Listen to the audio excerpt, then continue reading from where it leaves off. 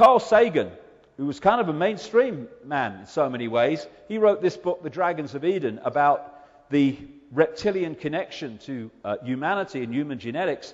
And he says in there, was the effect to understand the human's reptilian characteristics is to understand so much about human behavior.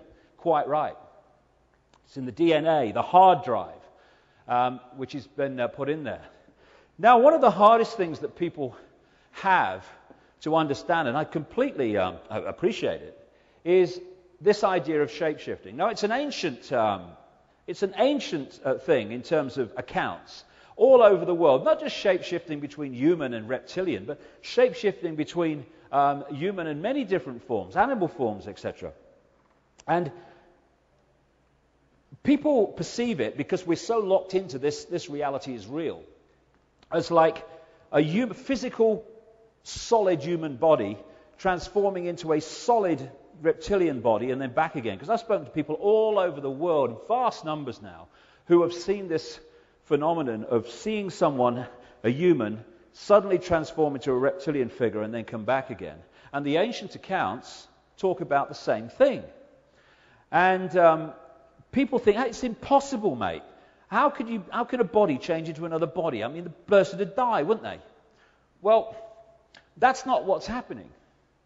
As we talked about in the first half, the only place that the physical reptilian form and the physical human form exist is in here, when their energetic form is decoded into a holographic, apparently physical form. So when something's shape-shifting, it shifts in the decoding mechanism by which we decode different energy fields. It's literally like changing a television channel. You've got the human field, which is obscuring the reptilian field, because they hide behind the human field, so we don't know what the hell's going on. And if I'm observing the human field, that's the prime field that I'm decoding, I will see a human. But if this becomes the prime field, suddenly, for whatever reason, I'm now decoding the reptilian field, the reptilian energy field. What is happening in my decoding system in my mind is I'm seeing a human physical form, reptilian physical form, human physical. Did you see that? The bloke's just changed into a bloody lizard.